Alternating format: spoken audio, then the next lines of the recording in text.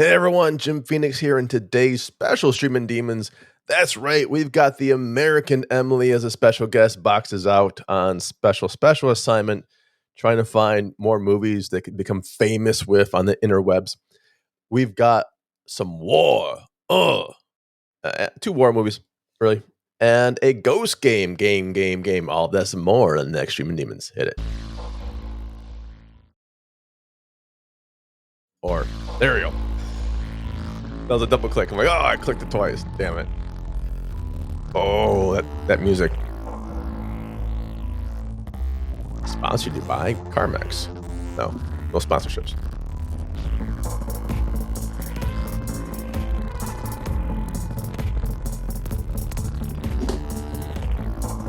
I'm playing it live.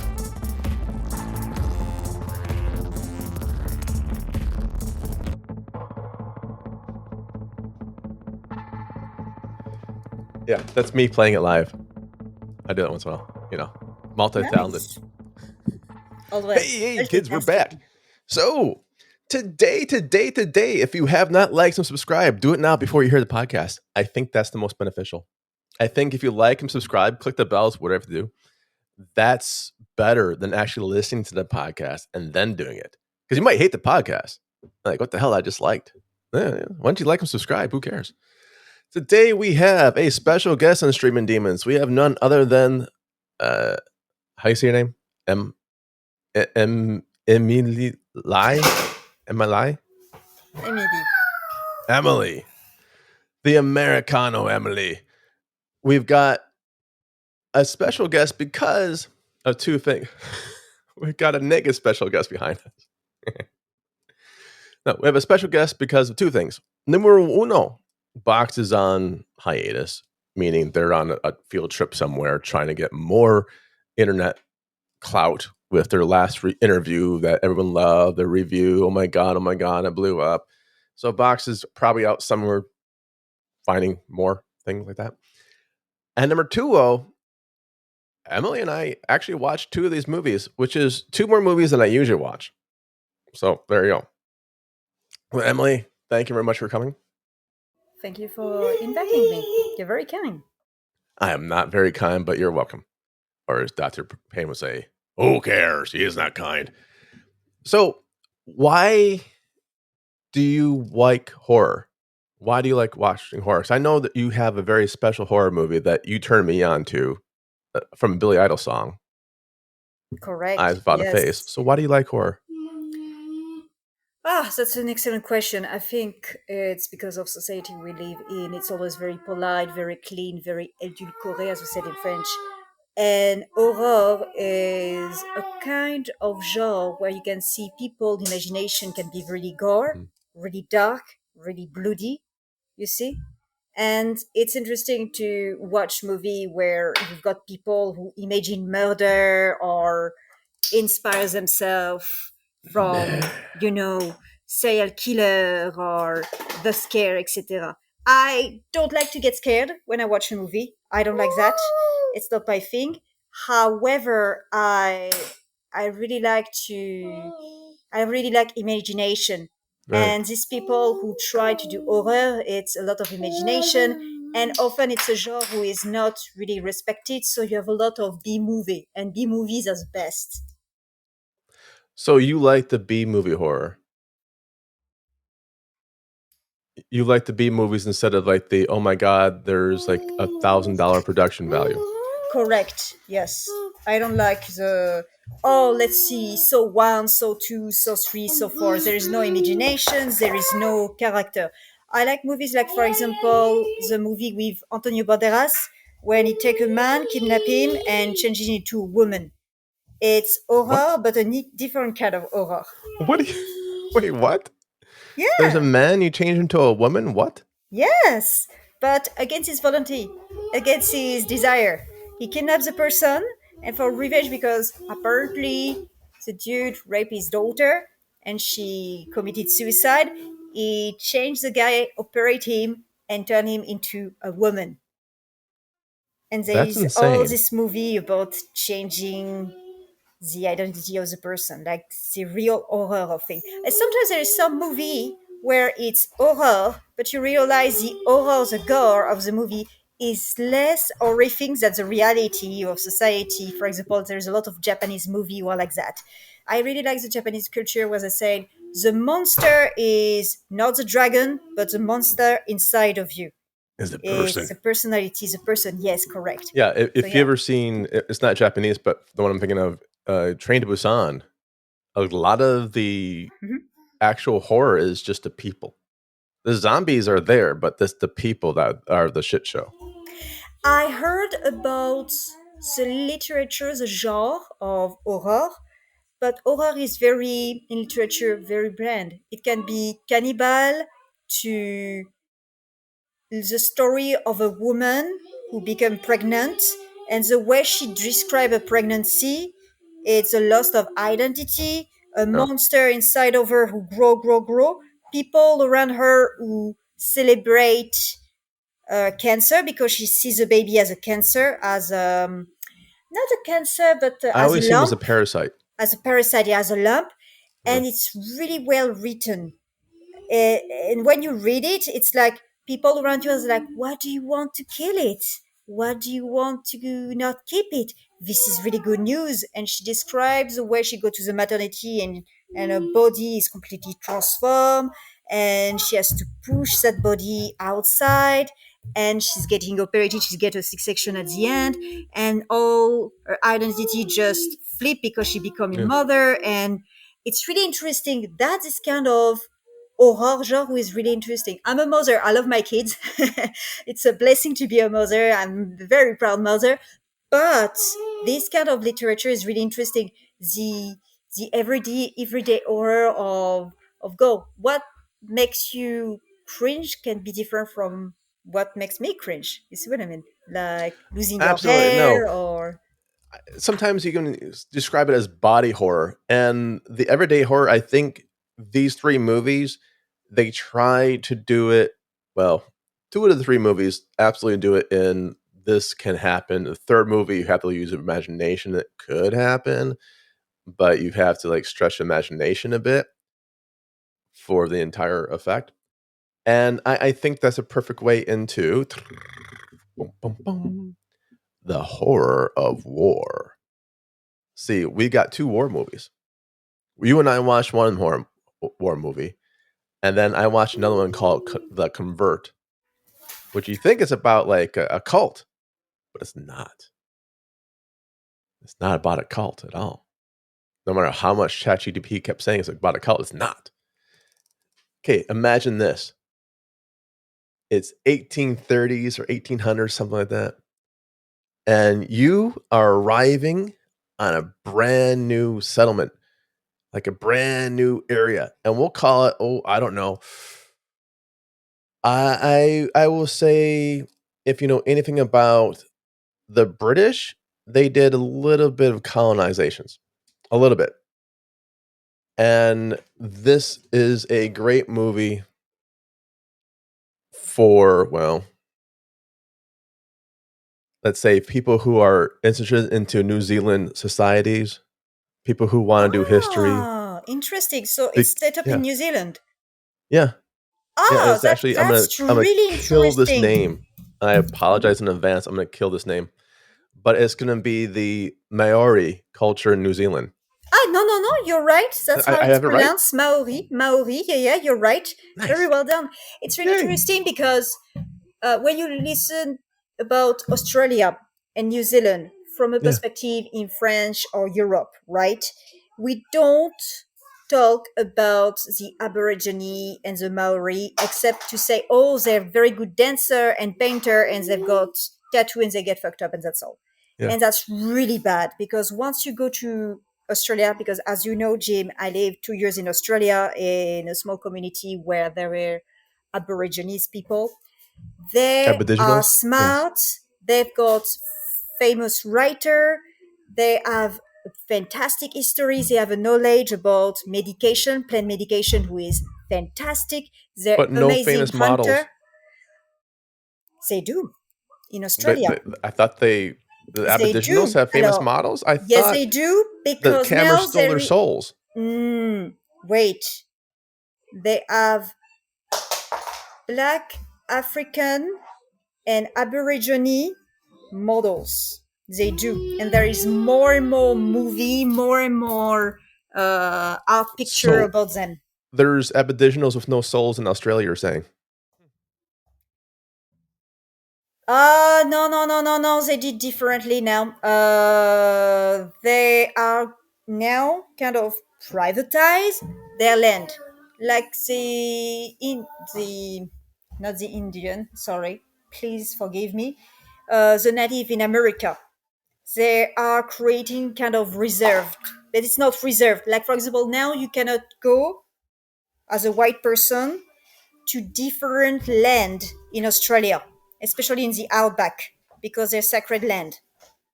Okay. No, no, no, you Well, didn't hear about that? oh yeah, It probably, but was like it was a big thing for the far right in Australia. They were like, "Oh, we're Australian. We have the right to go in this land." And the Aborigine are like, "No, it's sacred land. It's for us. You pushed us away." There is a lot of history. Also, there is white Aborigine who are right, basically white like me, right? Who have ancestors who are native Aborigine. Long story short, in the beginning of the 20th century, they kidnapped the kids, were mixed race with the Aborigine, to take them out from their parents.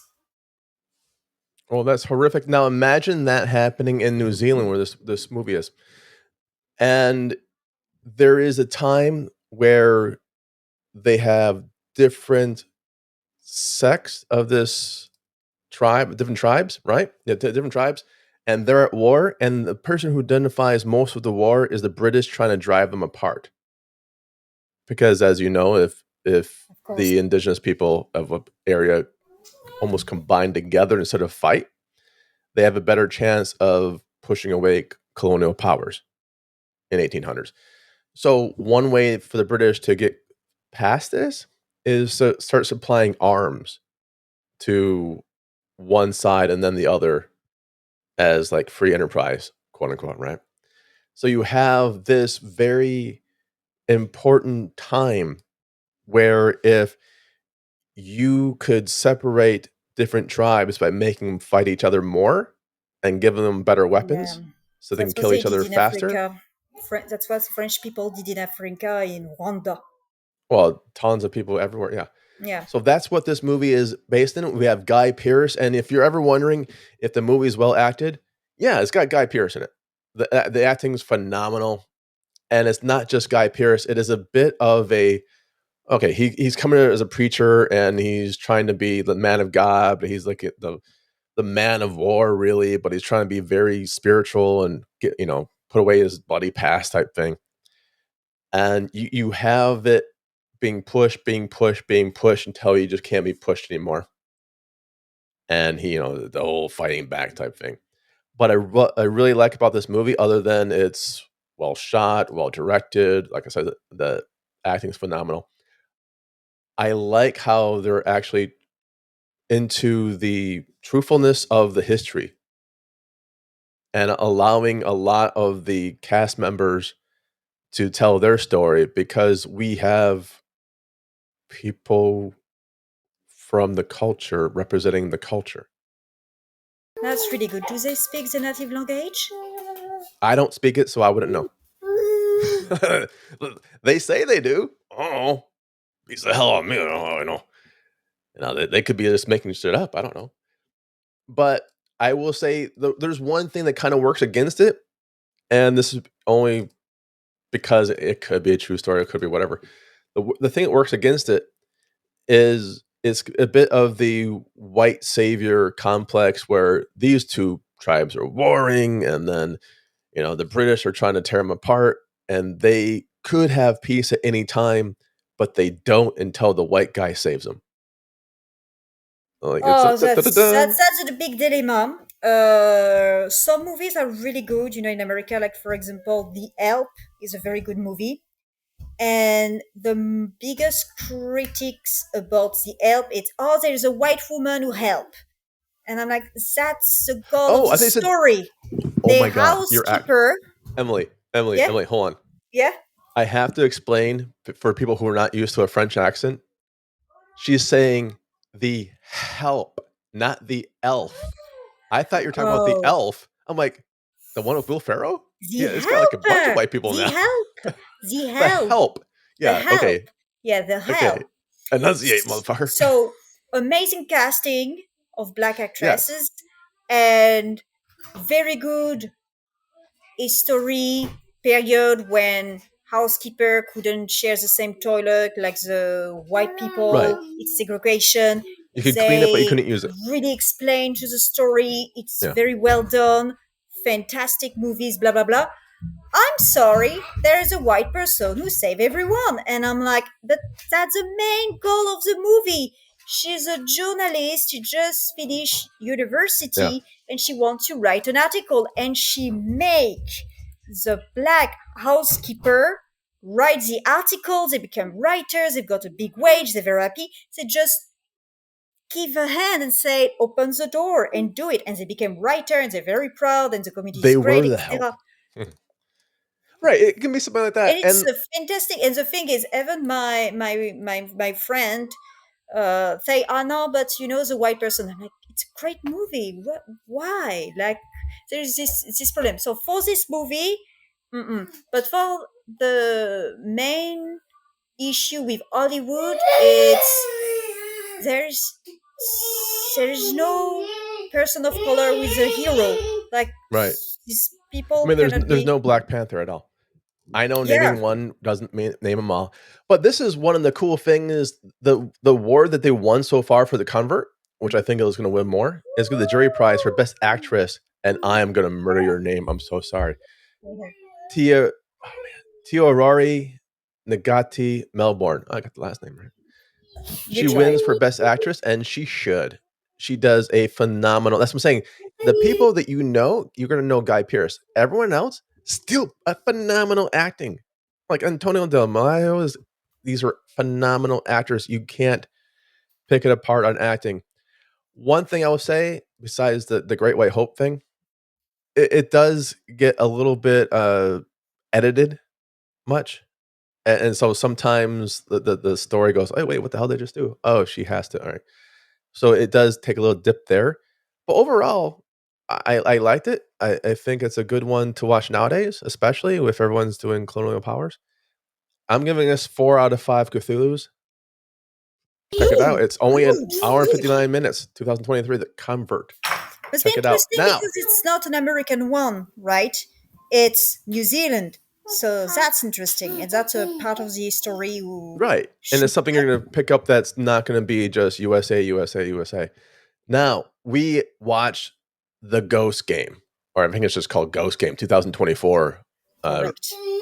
written by Adam Cesar and stars Kia Dorsey and Adian Hughes. Ghost Game is the one of the two that you like better, if I remember correctly. Yes, yes, I did. So I liked it better because it was entertaining. It was funny. The other movie, it's a beautiful movie, but it's the same kind of movie you can watch 10 years ago, Well, 20 the other years movie is ago. called The Last Front. We'll get into that. But the Ghost Game, you like it? Is it more because it's a B movie? Yes. If you ever watch a Ghost Game, it's Yes, B. yes, Yeah, yes, definitely. I like the subject. The base of the movie, the subject is really interesting. People broke into people's house yeah, to place camera and do trick on them and scare them and everything. Great, amazing. Because when you that's watch insane. Instagram or TikTok, there is a lot of people who are prankster, who Yeah, scare people, etc. So I yeah. like it. Like this idea, it's really modern. People have now cameras, you know. Nowadays you can have cameras and apps on your phone and spy on people, etc. Great, amazing, super. The Uh, problem, HauntedMTL LLC says, please do not spy on people on your phone. That's illegal as hell. But we know what you're talking about. right? We know what Yeah. you're talking about. People who do that, pranks, and sometimes they're truthful pranks. I'm having people review Instagram and YouTube to see who they can spot the fakes. And the fake pranks are many. And this Ghost Game is supposed to be the truthful prank where people, the premise is, follows a, this is from IMDb, follows a thrill seeking couple. The couple is not really a couple, and I got some issues with this, who set their target in a haunted house and endure various incidents as they witness a family going mad. Except that there's actually 3 people pranking, and they set this camera up in a very creepy way, basically recording a little girl through most of the film. All these things are illegal, and yet they built the premise on this, and the poster's pretty cool, by the way. So I have a question for you, since we both watched it. Did you believe those two as a real couple?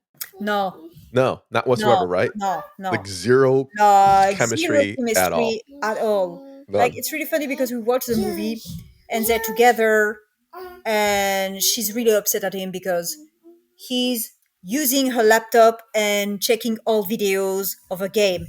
And Yeah. I didn't like her acting. It's like, oh my god, is that you? You had an accident. Yes, she had 12 stitches or 3 stitches and one night at the hospital. But tell me, was it you? No, it was not me. But there is the same mask you have on the wall. And I'm like, Exactly. this is so stupid. Like, It's like the exact same mask. It's right behind you. This is Just the same right mask. behind It's you. like, yeah, it's Where's Waldo for dummies. Yeah. Really, that's what it comes down to. Yeah, I didn't like that, and there's some things about the editing that was sloppy. Like the guy gets kicked out of his apartment by the girlfriend, whatever. Yes. He's sleeping in his car, and he brings in this coffee. There's like 12 cups of coffee. Like, Four there's 4. Yeah, cup of coffee, and 4 cups of coffee for 2 people. We were debating, is it orange juice? Is it for so of people? So he get kicked out. He sleep in the car. He wake up because the policeman is like, either you make up with your girlfriend And get or the hell out of the move neighborhood. on. Yeah, Which is the best actor, I think. The best actor. it really of the was, world because it's movie. realistic. Yeah. You can't be sleeping in your car outside someone's house. It looks sus as hell. Yes, and then he enter, and what do we discover? There's a guy playing video game. So there is a girlfriend and a guy playing video game. And we're like, okay, there is a lot of people. Maybe he moved and went to Starbucks coffee, came back, gave the coffee, and there is plenty of people. Not at all. It's just, it's just a friend. It's, I remember And the his guy, name, Neil or something. Yeah, and the guy didn't even know that other guy was going to be there, so he thought it was just him and his girlfriend. Yeah. And he still brings 4 coffees. I'm pretty sure it was just someone who had coffee on set. They just brought that box in. But And there's a lot of unforced errors. It was moving like that. Like it was like talking with one hand and his coffee, like this. Yeah, he's talking Like, around. But that's it. There's a lot of unforced errors in this one. And some of the, without giving the ending away, because it's really easy to poke holes in the ending, it just kind of like, fuck it, let's end it. It was one of those. It was bad. Like, I liked the premises, the 2 actors, the actress who plays the girlfriend, the boyfriend, not good chemistry. However, there were good chemistry between the bad guy who played video game and the girlfriend. We haven't thought maybe they were boyfriend and girlfriend or whatsoever. Right. The story was good. Family buy a new old house. They have financial difficulty because the guy was a writer and lost money. The mother is a housewife, and the little girl has autism. So the little girl was a good actress. The girl was by the way, pretty good actress. I mean, it was weird because everyone was decent acting individually. It's just as an ensemble and in the world, they just kind of fall apart. Which is my issue with it. But again, that's also kind of like the B movie madness of it all. Now, because we can't, this is a hard one to talk about because we can't, without spoiling it, it does have some decent effects. It's entertaining. It's an hour and 26 minutes. What was your score out of 5? 2. 2? 2. I like the storyline. It's great. I think if they go to a production movie with more money and better writer, etc., with a better casting, they could do something great. Like, I like the synopsis. I like especially the second part of the movie. It was really clever, but something's missing. It's messy. Something's missing. No, the second something is missing throughout as a thread, and then I think Act 3 kind of falls on it. 2 is pretty respectful. I'm going to give it a 2.4 just because of the indie feel to it. I think it had a good idea. I think that the editing, I'm not sure if it's the acting or just the editing that kind of went askew in parts. I think Might be it's the maybe writing. I don't the know. editing. I had Something went askew. there's a scene when they commute to the new place, and I really like it. It's a different radio music, Yeah. different angle. No, That you was liked it. I nice. hated it. That was Like, oh my God, how messy, many? but I liked it because I Yeah. can recall Uh, the silence and the different for those of you that watch it, production. it's going to be in the beginning scenes. They drive and the radio plays a new song every freaking time you look at it. As someone who's budget conscientious, I'm like, oh, that's their entire budget in the first 5 minutes. What the fuck? What But are you for doing? me, who like to travel, and I like it because it was original, and whenever they would change Yeah. of view and music, it would be somebody from Expensive as makeup, fuck. somebody from the coffee, somebody Yeah. who plays the policeman. You see what I mean? I really like it. Mm, Honestly, yeah, I get it. I understand. I think if the rest of the movie was stronger, it would be great. Ballsy thing to do, but I think they spent a lot of time setting it up that it didn't pay off. But that was that one. And last but not least, we've got the last front with none other than Mormont himself. No, wait, not Mormont. What's his real name? Ian Glenn. There you go. I like the last front. Amidst World War I's chaos, a grieving father turns hero, leading villagers to safety while evading a relentless enemy driven by vengeance. It is a World War One flick. What they're not really saying in the IMDb tag, which I really think that they should, it's like some farmer dude in the middle of just like leave me the fuck alone land, who no wants of his own gets dragged into a war that in that area everyone just wanted to be left the fuck alone, but they get dragged into the war for World War One. So we both watched this one as well. We watched this one first, yeah, I think. Yeah, we watched this one first. So what'd you think about I know war movies are more my jam than yours. So what'd you think about that? Uh-oh, your voice is gone. I can't hear you whatsoever. I might have to Sorry, my land this bad. plane. There you go. My bad. I really like it because the synopsis is good.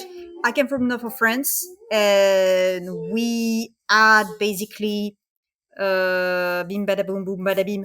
We had basically the First World War, the Second World War, and I had many stories of grandparents, great grandparents, seeing Right. the German coming, English people coming, trying to steal food, rabbit, etc. People Yeah. getting unfortunately raped, shot, etc. We have many stories of village who rebel against the German or try to push. And Push. the most known, actually, the kind of farm the guy has is the same in north of France, and it's called Cool. Flemish farm. They're square, they're really strong, and there's many stories in north of France of farms who were not taken by the German because they were able to shoot at them and use them as basically a blockhouse, basically a Yeah. fortress. So It's a listening bit to of that that. story of them coming, trying to steal pigs and stuff and blah, blah, blah, and the guy saying, no, you can't do that because I need to feed my family, and the village and the clerk being really concerned about the German coming, even if they're in retreat. Yeah, completely plausible and true. Yeah. I like that because I think you have it right.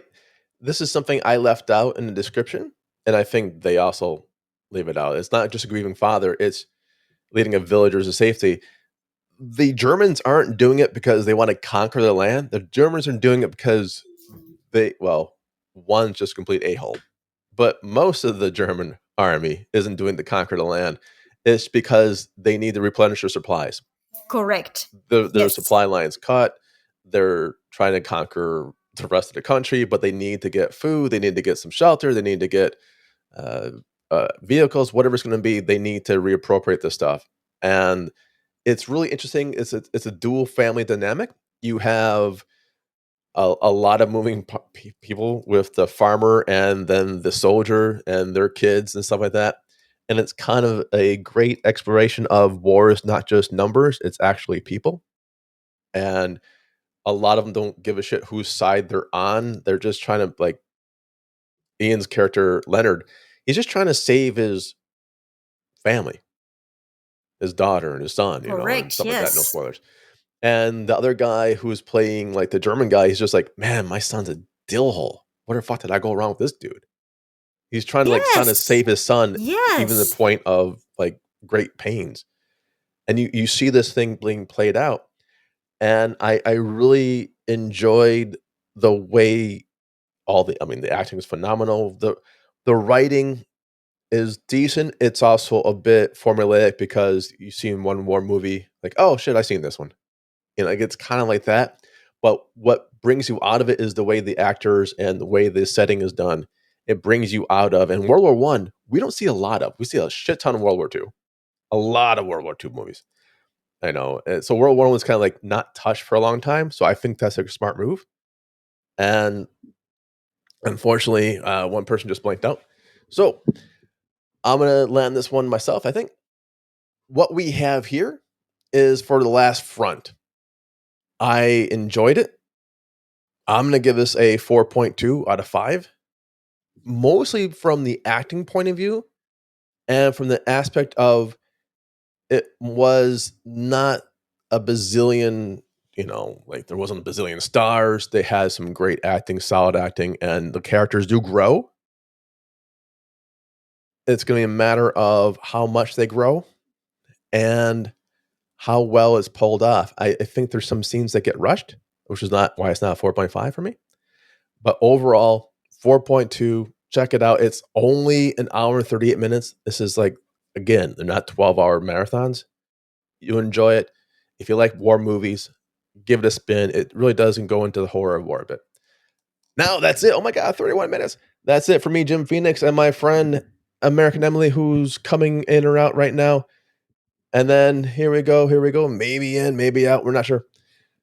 So when we are doing it next time, we'll be back with Streamin Demons with a matter of looks like aliens. We're going to do a couple of specials coming up. We're going to do a Thanksgiving special. We're going to do a other special, and other special, and a bunch of other stuff like that. All that more. The next Streamin Demons, and some singles too. Ooh, watch out for those. Bye, y'all. Bye. Bye.